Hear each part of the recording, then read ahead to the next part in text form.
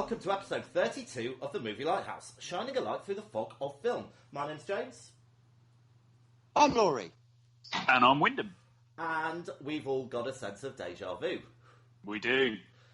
Why is that, Everyone's Laurie? looking terrific. Why is that, Laurie? Well, I think we dropped. Well, we've recorded this bit before, haven't we? And I came up with a really good idea that you should sort of plug your headphones in, Jaime, because then you wouldn't get bleed on the microphone, etc. And it sounded Can great. I just say? For Can us. I just say? Didn't Plugging into Jaime to prevent bleed sounds like an oxymoron. That sounds like the sort of thing that's going to cause bleed. Yeah, Right, close your eyes and anyway. think about it. Well, luckily half of it worked. So, The good half. No. No. Oh, shit. So let's get through this as best we can. So, anyone got any news?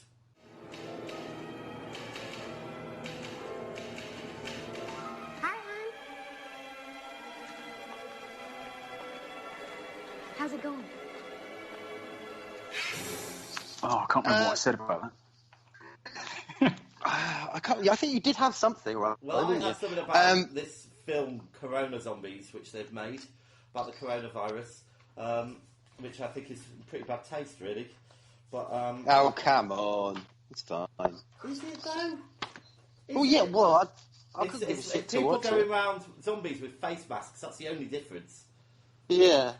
I kind of like, I mean, it's just the other day, actually, I was thinking about, could I, creatively, I'm always thinking about, could I make a film, this, that, and the other? And I was thinking, can I make a film, obviously we're all limited to online platforms, Zoom, Skype, whatever it may be. Can I make a credible film with these limitations? Maybe. I think when you put the word credible in, that kind of blew me off in a way. Do you remember your idea about your film Black? Yeah. Where you just wanted I to don't. I've film- not heard this. Laurie wanted to make a film where he was going to film various pitch black bits of the world. Right. But there would be absolutely no bleed at all, so it would be just black. That's it. Would it have a soundtrack or a narrative or? I'm not too sure. I haven't got. Well, I suppose maybe the soundtrack needs to be blackness as well. So the sonic representation of black, I'd have to figure that one out. But like sort of like the camera's immersed in white paint, so you could just see pure blackness, or the camera's right up against someone's boob, but like proper against it, so it's pure blackness, and the camera's somewhere else in the shadow. I don't know. Whatever the fuck. That's black for you. That's a taster to come. So if to be anyone wants to released. send in their own version of black, please. Yeah. Love to see those. We could do a whole screening Well, night. mine Laurie, you're dropping out a bit, I'm would be afraid. awesome. All right. So anyone else got any news? Not that I can remember. All right. Well, let's get on with In the Beam then. I'll go first. My In the Beam is a 1971 film called Let's Scare Jessica to Death. Anyone seen it? No. It's it's a funny little film. It's very of the time, 70s, and it's all about this woman who's come out of an institution. She's had a breakdown, and they go to this derelict farm that they've just bought for some reason.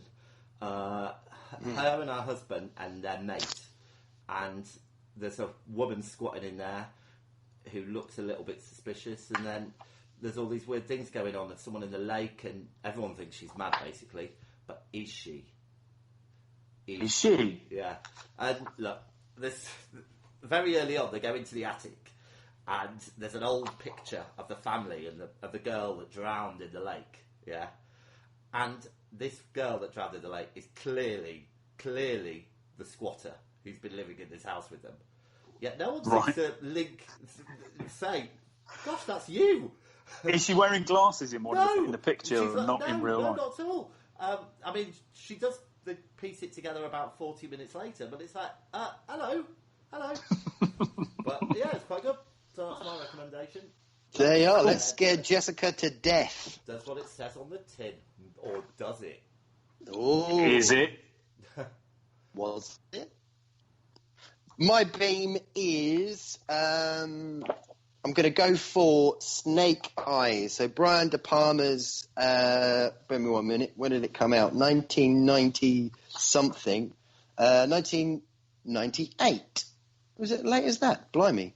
Snake Eyes. You've got Nicolas Cage in there playing a corrupt cop, and it's all set in a big wrestling arena because there's a real big fight going on that night.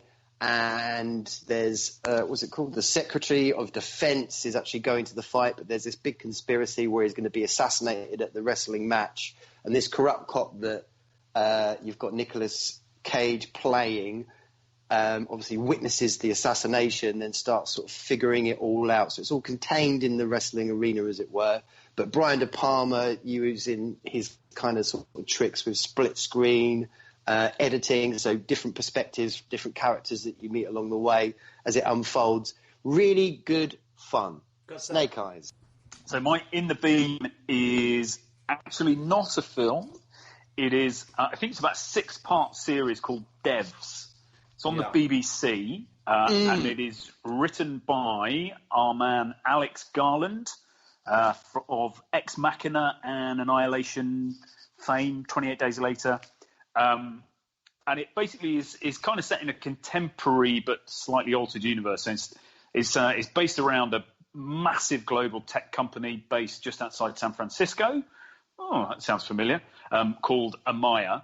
And they have a specialist development program which is working on this super quantum crazy stuff. But essentially it's about... I'm only kind of halfway through it, but it's about predetermination and that concept that everybody's on a set of rails and everything and anything that happens within their life is predetermined and they have no choice. So it starts with the founder of Amaya, hiring this young computer scientist into the devs division. And then a few bits and pieces happen, and he basically ends up saying, look, you have nothing to apologise for because this was all predetermined. You had no choice in this, and then it kind of escalates from there. But it's really good, and it's got that kind of Alex Garland. Like if you guys remember Annihilation, there's that kind of like discordant tone to bits and pieces in Annihilation. Yeah. So he's using that again. It's just really good looking. It's three episodes in. Really, really good so far. So recommend it. It's on the BBC. All right, so let's do On the Rocks. Love on the rocks ain't no surprise. So, On the Rocks is a movie recommendation that we're not going to recommend because it's shit. Wyndham, what have you got for us? So, in our last recording of this, you and I had the same recommendation, but since then, fortuitously or not, I have watched another film which I want to put in On the Rocks. Right. And this is a film called Cave. Film back in 2005, I think. It is essentially rubbish. It's about... so it's set in the Carpathian Mountains in an old church, and it starts 30 years ago. This group of explorers or whatever, militaristic in their look, are trying to get into the catacombs to find treasure, I think. But there's all these myths about winged creatures attacking the Knights Templar when they arrived centuries before. There's an explosion and these soldier-looking dudes get buried under rock. 30 years later, some scientists and cave divers and all these people discover this underground cavern and they want to investigate it. And underneath, it's a kind of creature feature, and they get attacked by this creature. That sounds great. It's sounds awesome. It's awful. It's just the concept's all right, but it's just really bad.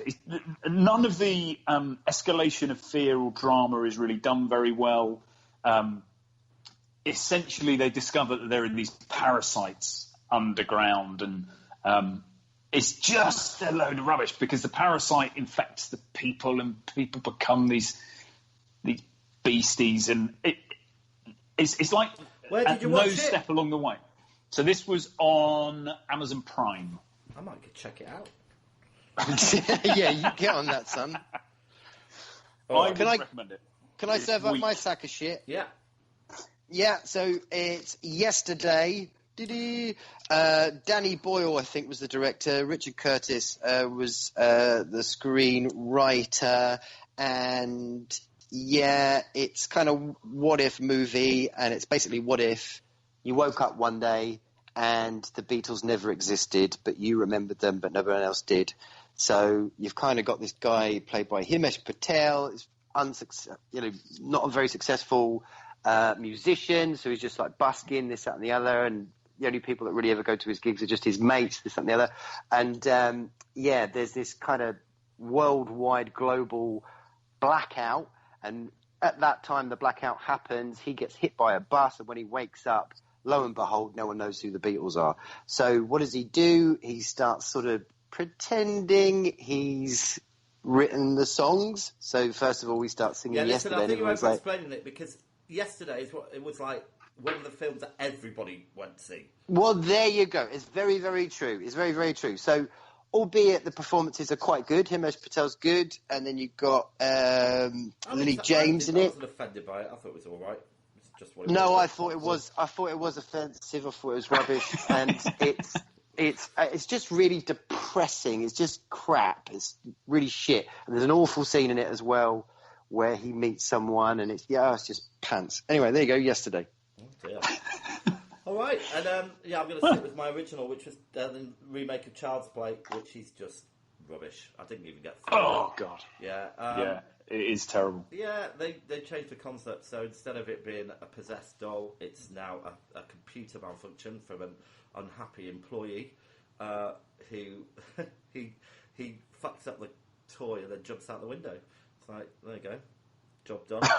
There you go. And apparently, there's the hidden feature is that the eyes don't turn red. Why they even put that in the doll in the first place is completely beyond me.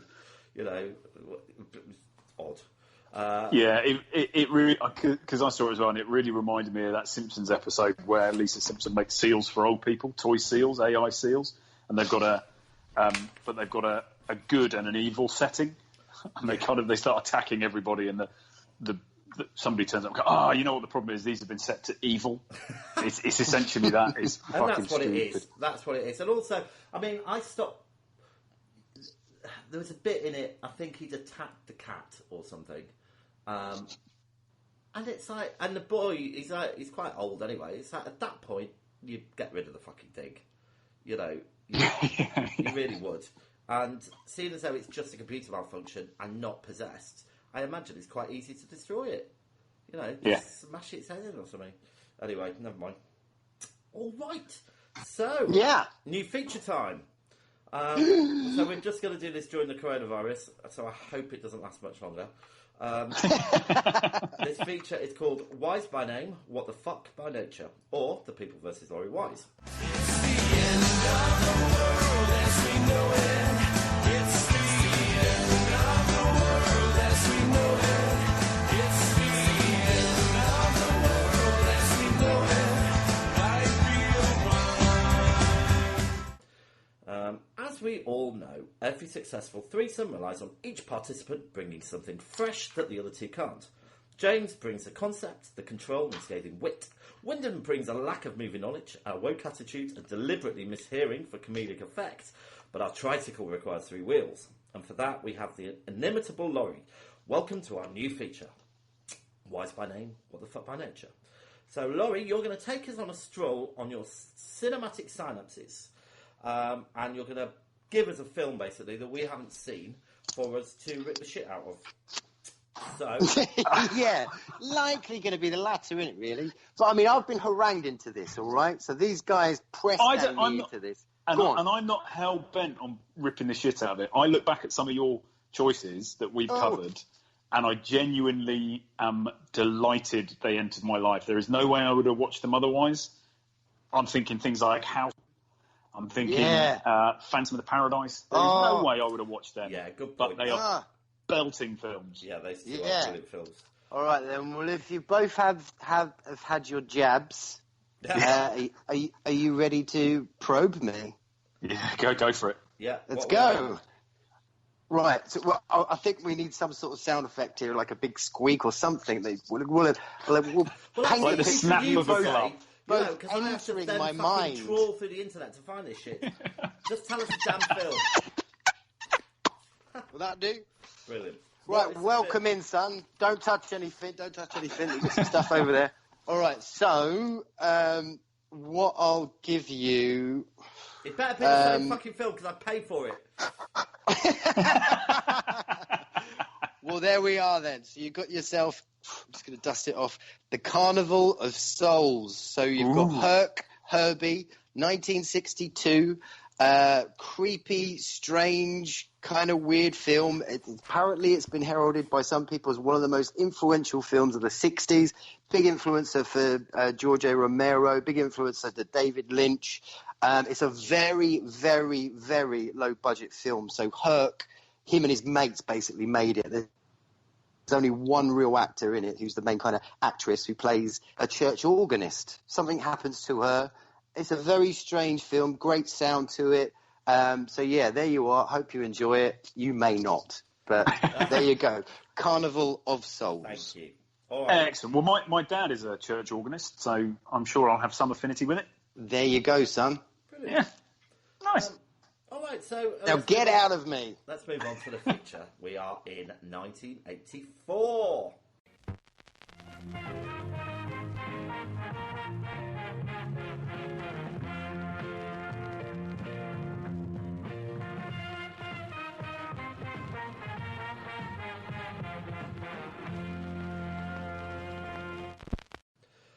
All right, so let's talk a little bit about the films that got away. So, Nausicaa of the Valley of the Mind.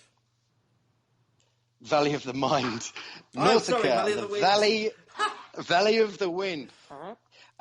So, Studio Ghibli, so you know those guys, Spirited Away, Howl's the Moving Castle, all that jazz. There's a particular director within those series. He did the really good ones, so Princess Mononoke, Spirited Away. This was one of his earliest films, obviously 1984, but it's just a beautiful, beautiful film. It's essentially a sci-fi film, but it's kind of like about, again, the evil that men do, or the evil that, as humans, how we just sort of, trample over nature. We're not in harmony. And yeah, it's a beautiful, profound, gorgeous film. So there you go. Good stuff. All right, and the other one was The Terminator, which we don't need to talk about because everyone knows. Yeah, but no, we do need to just quickly say, so it's such a strong year. Terminator, Dune, Top Secret, The Last Starfighter, The Adventures of Buckaroo Banzai, Repo Man, oh my goodness, The Company of Wolves, Firestarter. Tons. There we go. So let me give you some information about 1984. It was a miners' strike. On TV, we had V, which was amazing. Dallas, Highway to Heaven, Miami Vice, Airwolf. Breakfast TV started. Music, we had Frankie Goes to Hollywood with Relax, Madonna's Like a Virgin, Prince's Purple Rain. I think 1984 was a seminal year, Yeah, that sounds amazing, doesn't Pretty it? spicy, innit? Yeah. Lots of things bubbling. Truman Capote died, Marvin Gaye died, shot by his father. Yeah. Andy Kaufman died, maybe. Oh, maybe. And the big films, which Laurie didn't mention any of these. Ghostbusters, Gremlins, Karate Kid, Indiana Jones, Temple of Doom, Splash, Amadeus, Nightmare on Elm Street. Bloody hell. Oh, Yeah. Jesus. Boom. So, yeah. unfortunately, we chose the film CHUD.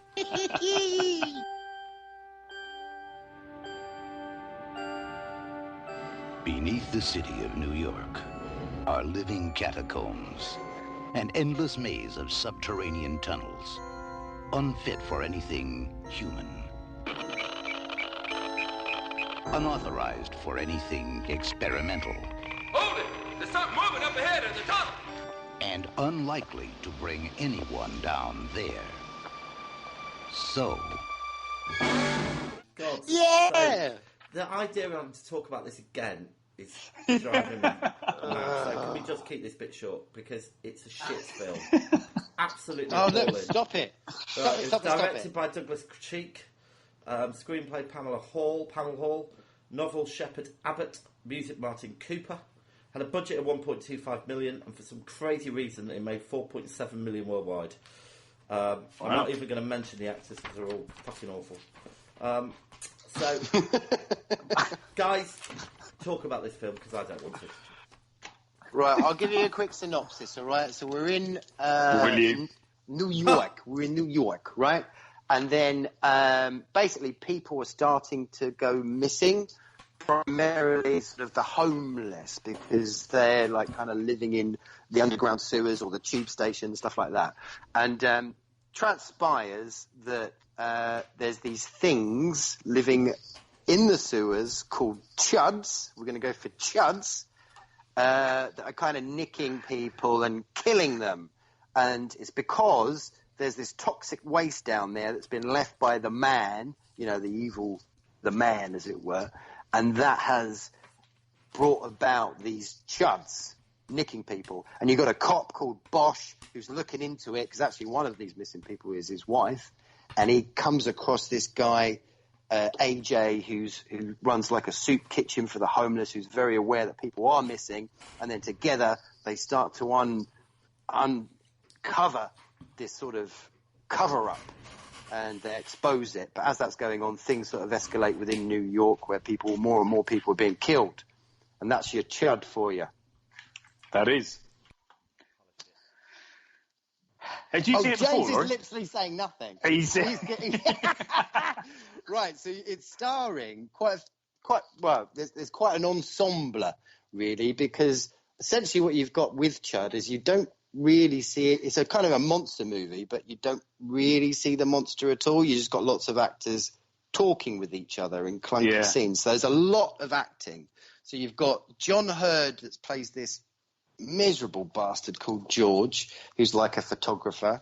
You've got he's not an ex-fashion. He's a fashion photographer who's decided that all that work is meaningless, and he's gone off and he's done this photo expose on the homeless in New York, and he's become famous for that. And he's kind of trying to do better things with his camera, but he is a tool.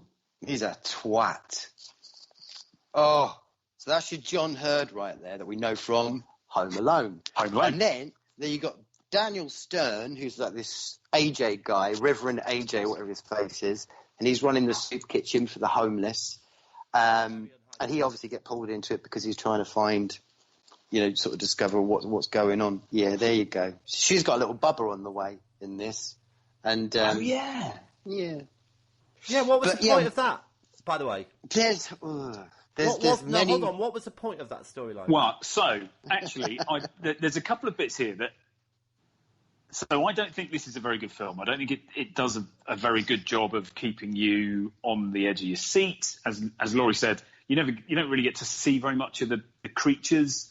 You see a couple of little bits here and there, and because there's so much acting, it's really clunky, and there's almost like a pause at the end of every scene. Yes. The one thing I really actually think this is one of the earliest woke films there was, because it's 1984. We know that means boobs out, especially in low budget horror.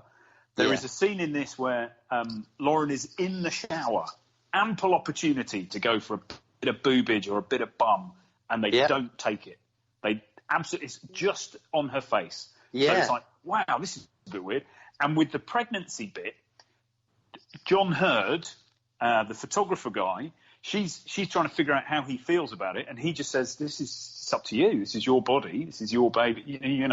What do you want to do? It's kind of like all these, it's kind of like they're going, fucking hell. And then when she says, well, would you like it? He goes, well, yeah. They're edging around each other because he doesn't want to impose his will on her in this. It's like, fucking hell, that's not very 1984. It's also not very relevant to the fucking plot. It's got nothing to do with the film. It's like, interestingly. Imagine if Ripley, had just gone off halfway, on the Nostromo or something, halfway through and saying, I'm pregnant, thinking about doing this, thinking about doing that. What do you think? Oh, it's up to you. It's all completely irrelevant. Great. That's a good point. Thinking point. It's a good point. I do want to say something. It's a bit icky, but that shower scene, you know, when she gets the coat hanger out. Oh God! And she puts it down the plug hole. Yeah. And it kind of starts making you think about like sort of abortion and stuff like that. Street. I don't think that's how they do abortion, you know. Well, yeah, no, Street. it's pretty hardcore. Pretty hardcore, but that didn't make any sense. There's many things in this film that don't make sense. But sense. Why did the plug hole bleed? Exactly. And is that just some weird? And they make a real point of him being a photographer to the extent that we go with him to his fucking job. You know, watch him do his photo shoot. But again, no pointless. relevance. It's not like he even uses his camera to look around in the dark. I don't know. Or so him being a photographer is relevant because he knows the homeless people because he did his photo expose on the homeless. Yeah, that's so not the very woman forward thinking, is it? No, but it's important for the story because it gets him underground. The homeless woman who gets arrested for stealing a policeman's gun because she needs to defend herself against the underground things that are killing her homeless mates. She calls the photographer to get her out of jail.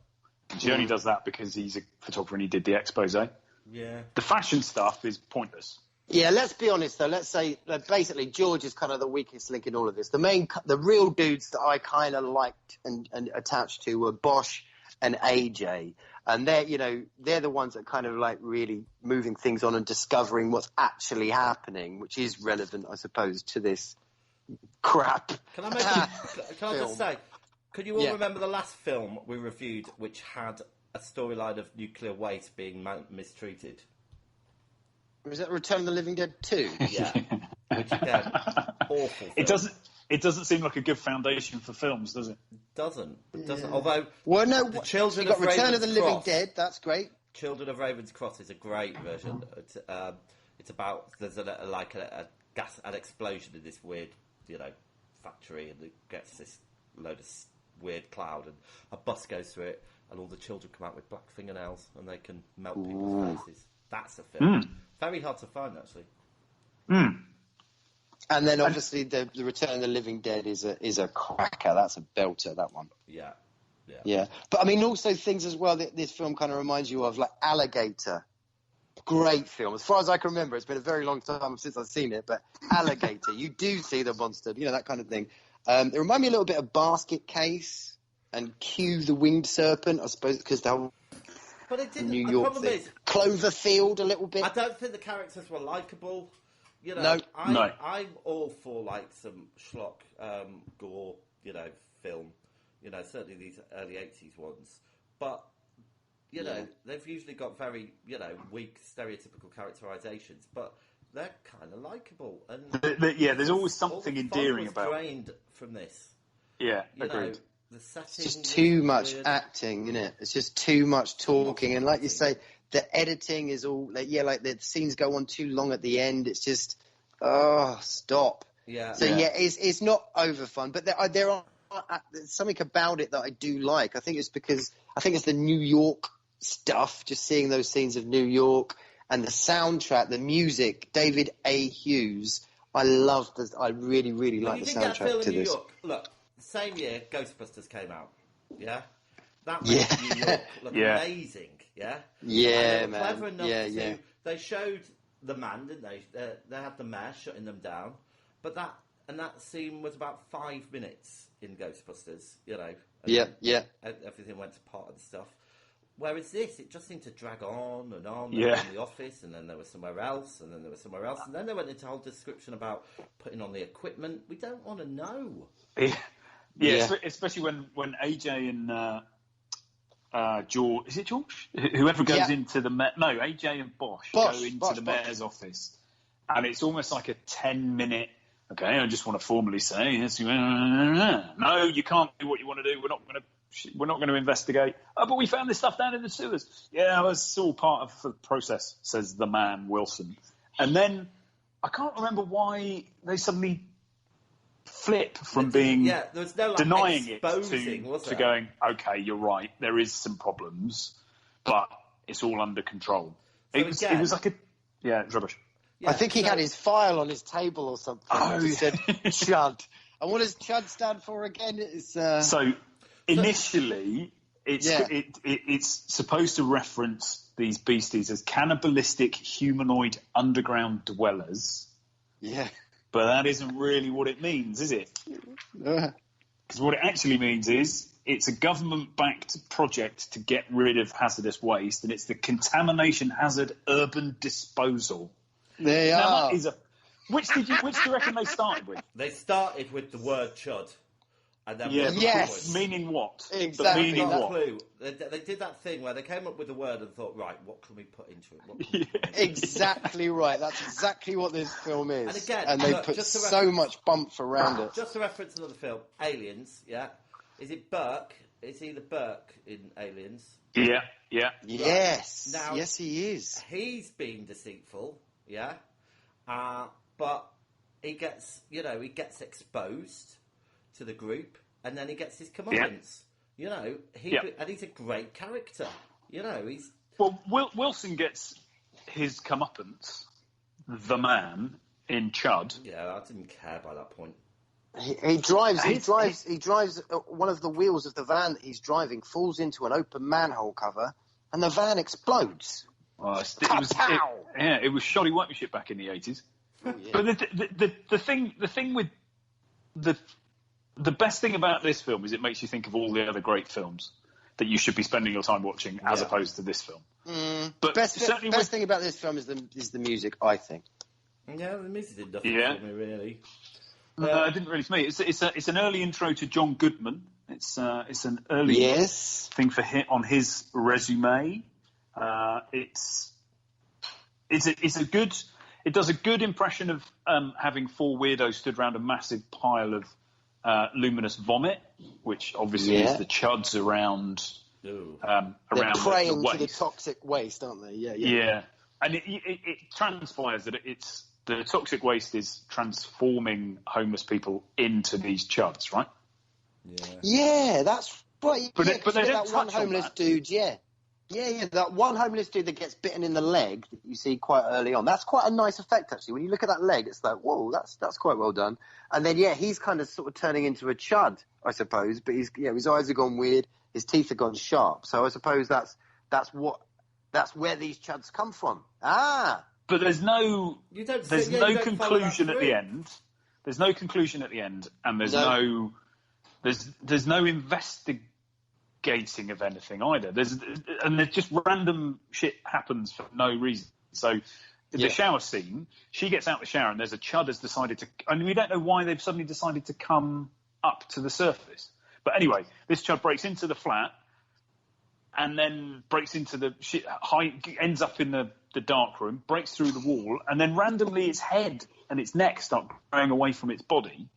yeah. Solely for the purpose of allowing her to sever its head from its shoulders. Yeah. But that's kind It's- of cool. That's like one of the best bits of the whole freaking film. All right. And I'm not denying that. Okay. Yeah. Well, I haven't got a memorable scene. Wyndham, have you got a memorable scene? The head growing, the neck growing Yeah. for no reason whatsoever. That was quite memorable. All right. I really like the opening sequence where you see her walking down the street with her little dog and the manhole cover. She gets dragged in, and then you've got obviously CHUD, the title, comes up from the ground. I think that looks great with the music. I really, really loved that.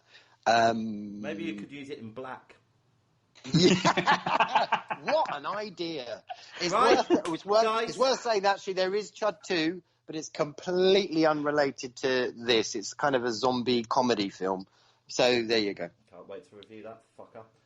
I must say, it seems a shame that we landed on such an exceptional year and we chose such a terrible film. It's a real golden year for filmmaking and we chose that pile of shit. They made a sequel, Part 2, Bud the Chud. I've written here, you can't make me watch it, so fuck off. I did. It's got nothing to do with the first one. It's more of a zombie film than a toxic waste thing.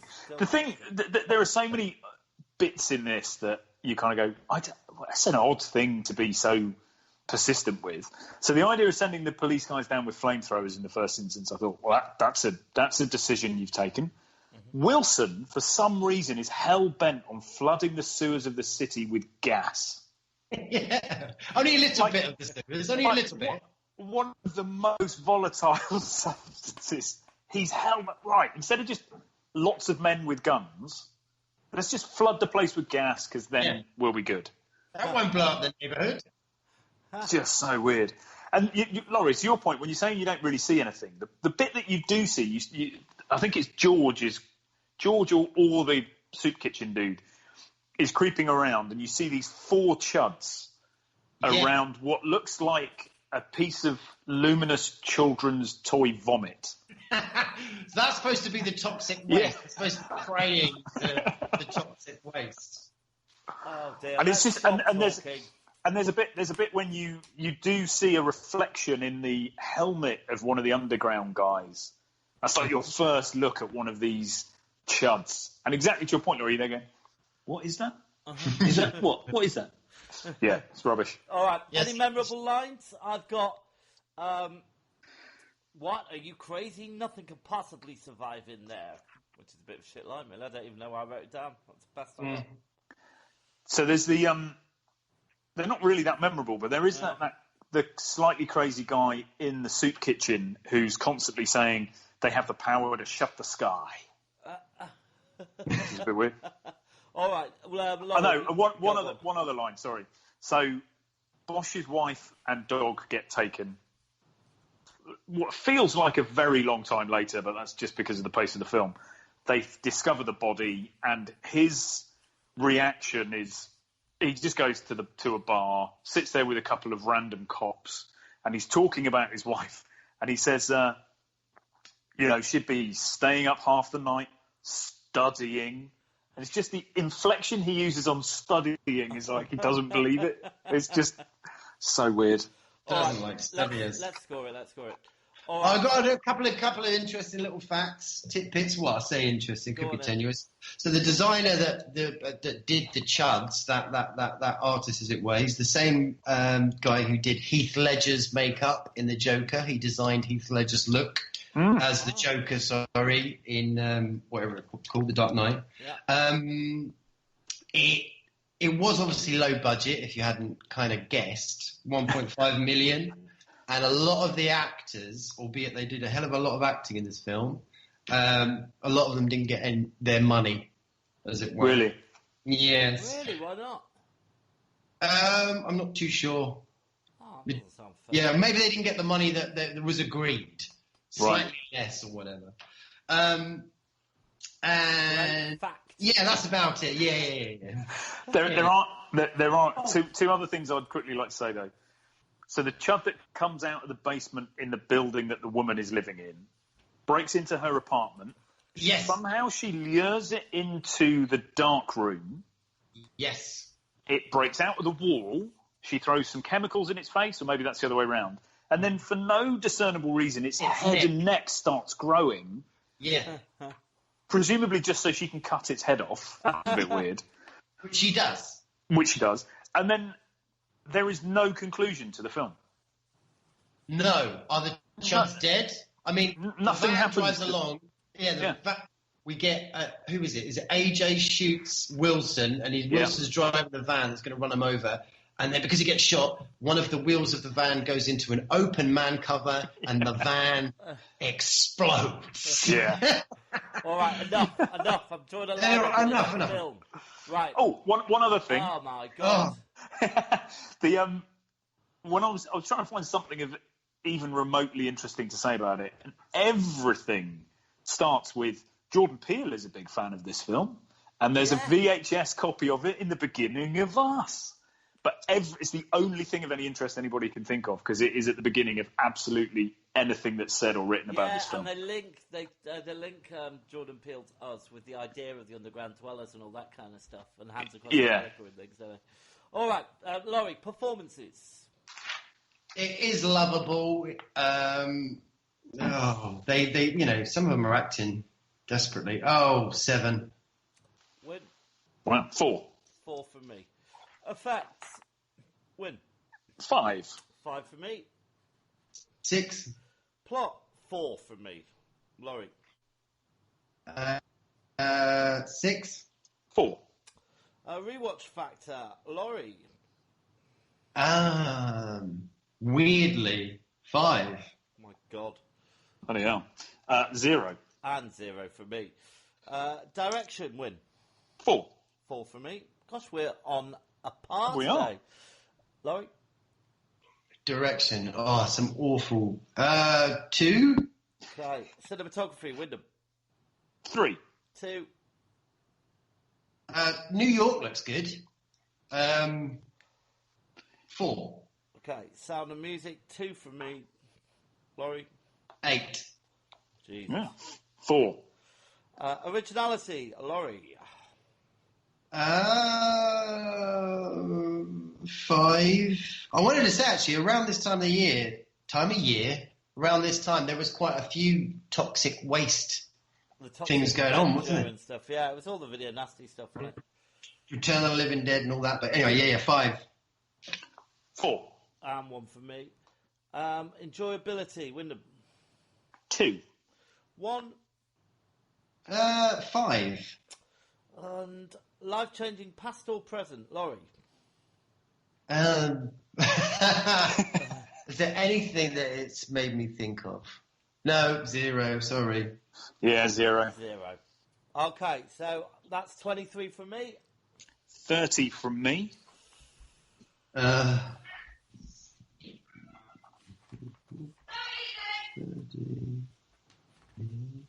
48. Oh my Jesus God. Christ. Yeah. I Gives mean, it yeah, go a on. stunning total of 33.6 recurring. There you go. Right, so hold on a minute. So 33. Right, so on this year's leaderboard, it puts it below V for Vendetta, but above The Beach. Wow, we hated The Beach, Number didn't 5, yeah. And on our overall leaderboard, 33.6, yeah. Hold on a minute, that can't be right. Oh no, it's below The Beach. Sorry, Yeah, below The yeah. Beach. Above Swamp Thing. Similar vein there. And in the main scheme of things, it's right down in place number 54, just below In the Mouth of Madness. That's getting bumped up very, very slowly, but it does beat Battle Beyond the Stars. All right. Oh, what? God, we've stopped talking about that film. Okay, so let's move on to our second film, which is Spinal Tap. Is that the proper name of the... This is Spinal Tap. Is Spinal This is Tap. Spinal Tap. Sorry. Right, let me give you a bit of information about this. It was obviously 1984. The director was Rob Reiner. Written by Rob Reiner. The music was Christopher Guest. It had a budget of $2 million and the box office was $4.7 million. 95% on Rotten Tomatoes. No sequels or spin-offs, although, I mean, we could argue Best in Show was kind of a sequel in a way. Is there not a spin-off? I'm sure there is a spin-off. Like Best in Show? This is more Spinal Tap or something. Oh, okay, all right, I'll I shut don't up. think so. I don't know. So we've got Michael McKean as David St. Hubbins, Christopher Guest, Nigel Tufnell, Harry Shearer as Derek Smalls, Rob Reiner as Marty de Bergie. And that'll do for now. All right, so let's have a clip. Very delicate. It's a bit of a departure from the kind of thing you normally play. What do you call this? Well, this piece is called Lick My Love Pump. This is the loudest, rock and roll, most explosive band in heavy metal history. This is Spinal Tap. There's such a fine line between stupid and clever. The funniest movie ever made about rock and roll. Any connections to this film and the last piece of shit we just watched? I've got as separate as they could be. Yeah, they're very different. Yeah, there's no connections there. first memories. I saw this during my university years, I think, and fell in love with it. Win? So I saw this in my mid to late teens, Right. and I was a proper kind of glam rock metal kid. I remember. And I was just, but I wasn't like super serious about it, so I could see the piss take in this. I absolutely loved it. Yeah, Laurie. Yeah, must have been around the kind of the uni time. And I've been in a few bands and all that kind of stuff. And when I first saw it, I thought it was going to be funnier, but I was obviously an idiot. I must have been drunk or something, because it's an absolute work of art. And obviously, huge cult movie for obvious reasons. Fucking hilarious. I think the line, the numbers go up to 11, sums up this film for me perfectly, really. Yeah. Yeah. I mean, the whole film is so quotable. I mean, like, every single bit you can kind of quote and pull out. The thing for me was, I kind of I've seen a few little kind of conversations between the four creators. So it's Rob Reiner, Michael McKean, Christopher Guest, and Harry Shearer all wrote it together, and it started as a little sketch. Yeah. And they spent 18 months. They had this idea that there's got to be more to this. And they spent 18 months creating the history of the Spinal Tap, the band, of each of the individuals. So when they came to film it, it was all ad-libbed. And Rob Reiner would ask a question, he'd set up the questions, they didn't know what the questions would be. Or maybe in the pre-take, they kind of go, look, ask me X, Y, and Z. And I'll give... And everything is ad-libbed. It is absolutely phenomenal when you think, holy shit, they're just making... And it feels like they're making it up. But when you then kind of spin forward to... It's the first of its kind, that mockumentary style. Yeah, I was going to say, it's the film. first, I couldn't think of one before this. It's the first time to do it. And then, but then you spin forward to stuff like The Office, which is the kind of the modern piece, and everything in The Office is scripted. Right, yeah. All those kind of ad-lib aside bits are scripted, but these guys put the time in to understand the shared history so that all of their answers could be created off the same platform. It's just brilliant. What you say about that prep work? So these guys, obviously, they can all play their instruments and stuff like that. This makes it a big difference. But, 18 months before it, so they formed the band. They went out and started doing gigs across America. They did, like, a few gigs, like, full-on, properly as Spinal Tap in preparation. So there's a lot of people that actually, obviously must have been at these gigs and like, what the fuck was that?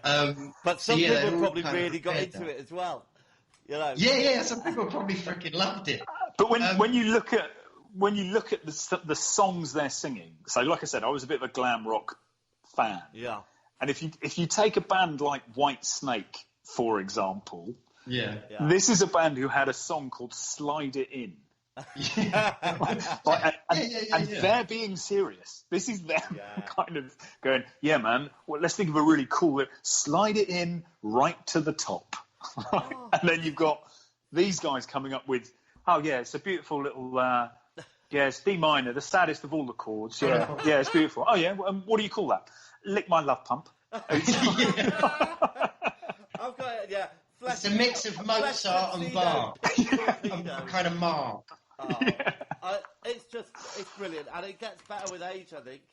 Can we talk a little bit about the girlfriend?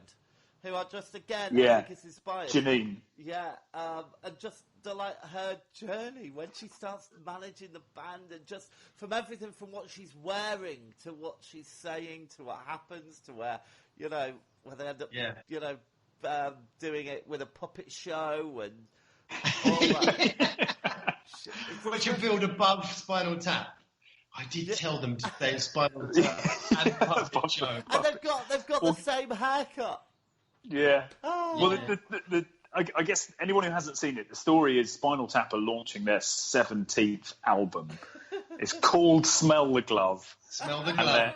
And controversial cover. They're trying to do it with a US tour with lots of radio play and all that kind of stuff. But the cover is a naked woman covered in Vaseline or oil, Greasy. with a dog collar on, having a glove forced into her face.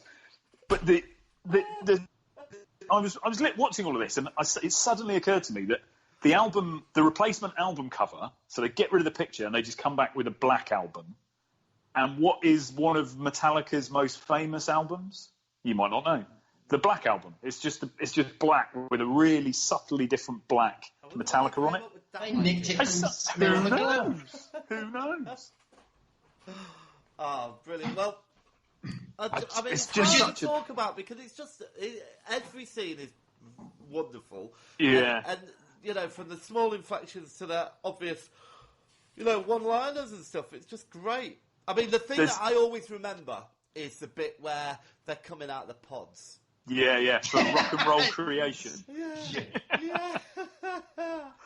But again, all of that glam rock of that era. Somebody like Alice Cooper had these massive stage shows that would have done those kind of things. Yeah. But the fact you've got Derek Smalls, the bass player, stuck in his pod, can't get out until right at the very end, and the others are all back in there.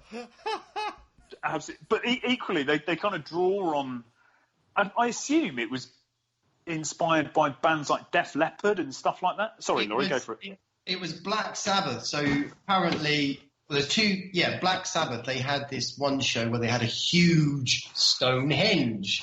There was this little dwarf running around screaming. I think he was scared to death that he was going to be killed by the, by the set.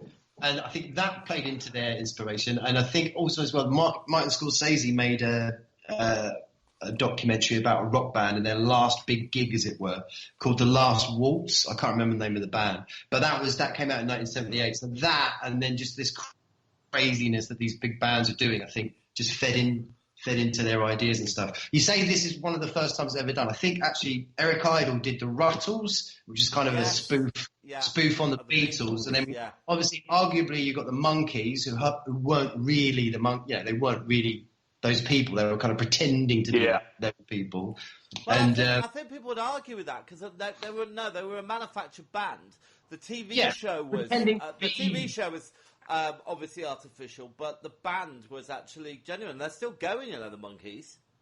Yeah, Ian Lee, the broadcaster's a massive fan of them, and although two of them are dead now, I think they're doing the Buck Fizz thing where they just keep Well, don't they say in Spinal Tap that they've had 37 bandmates or something? 37 drummers. Or 37 full band members, but all the drummers. It's a very fatalistic role to be part of their band. It's the bit when he's again. Oh yeah, it was really tragic. He choked on vomit. They don't know whether it was his own vomit because you can't dust for vomit. And then their first drummer died in a freak gardening accident. And the authorities said, "No, just best leave it alone." Do you know what? With this film, we're just going to be in danger of just quoting bits and pieces. But it's just. You've just got to go and watch it. If you haven't seen this film, then I can't recommend. I don't really like comedies. Very few comedies actually make me laugh, but this really hits it on the head. Yeah, they were saying actually, Laurie, I think one of the film crew they got on was on that Scorsese film you were talking about. Oh right. And he was looking at the guys, kind of going, I don't get what you're trying to do. This is just what bands do. This is what they're like. And then when they went to, it took them ages. So they didn't want to write a script because obviously they wanted it to be ad lib. So they took the money they were given to write a treatment. They said, well, look, we'll just make 20 minutes of the film. And then they went around trying to sell this film, and it took everybody turned it down. Eventually they get somebody to pick it up. And on the first showing, one of the executives turned to him and said, well, shouldn't you turn to the camera and wink just to let everybody know you're joking? And they went, no, that's the point. You kind of get it or you don't. Brilliant. Yeah. Absolutely love this film. Look, if nobody else has got anything else they want to say, I do just want to say their accents are absolutely freaking amazing. So they're Brit. These guys are actually Americans, but they're playing British guys. Yeah. Oh, So the only one who's English is Thingy Guest. Christopher Guest is British. Who does he play? He plays David St Hubbin. No, he plays Nigel Tufnam. And who's that again? Sorry. He's the one who goes, yeah, but this goes to 11. Oh right, yeah. So he's actually a member of the House of Lords. Is he? And married to Jamie Lee Curtis. Yes. Oh wow, that's right. Pretty good. All right, memorable scenes. I've got that harmony scene at Elvis's grave. And apparently that looks exactly like Elvis's grave, but they recreated that. They remade that. Was it? Oh, okay. And the flower people, all those flashbacks to the. So they do 3 or 4 different styles of music, and they're all like brilliant. I could absolutely imagine that being on the radio play. The new originals. Yeah, we called ourselves the Originals, but there was a band already called the Originals. New Originals. New Originals. Right. Then they changed their name to the road, so we could change our name back to the. Well, guys, we've been chatting for ages on this podcast, so shall we give it a score? Yeah. There was a Stonehenge monument on the stage that was in danger of being crushed by a dwarf. Anyway, yes. All right. Performances, Wyndham. 9. 8 for me. 9. Effect, 8 for me. Laurie. 5. 4. Plot, Laurie. 5. 6. 6. Rewatch factor, Wyndham. 7. 8. 8. Direction, 7 for me. Laurie. 8. 8. Cinematography, Laurie. 5. 4. 7. Sound of music, Wyndham. 7. 9 for me. 9. Originality, Win. 10. 10. 7. Enjoyability, 9. Laurie. 8. 8. And life changing past and present, 5. 4. 3. So it gets 76 from me. Oh, it's punchy. 68 from me. Oh.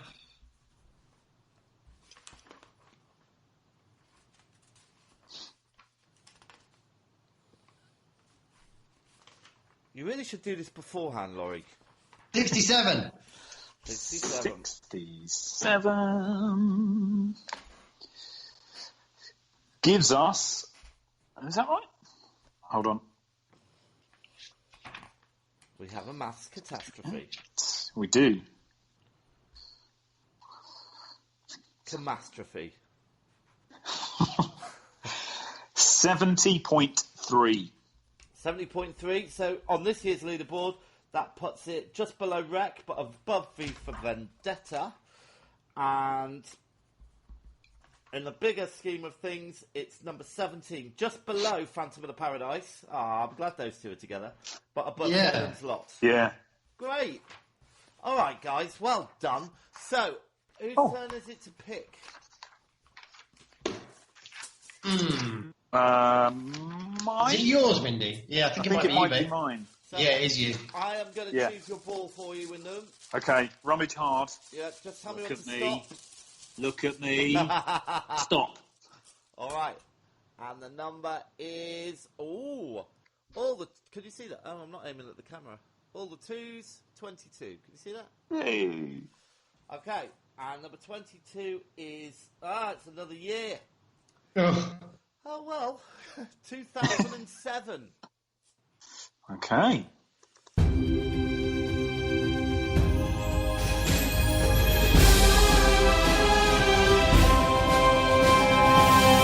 Lighthouse. All right, so we're back. The year is 2007. And the first choice goes to Laurie. What have you got, Laurie? Ooh, right, okay. This one, I think, is a really, really great film. Teeth. Oh, right. Is that it? That's it. Okay, my first film is an amazing film all about a guy called Alexander Supertramp. It's called Into the Wild. All right. guy who turns his back on society and wants to go and live in Alaska. It's amazing. Laurie, second choice. Okay, so there's one that's it's just a bit obvious, and we all know it's a good film. It's probably been covered already. But, Wyndham, you'd obviously quite like it. Zodiac, you know? He's so patronising.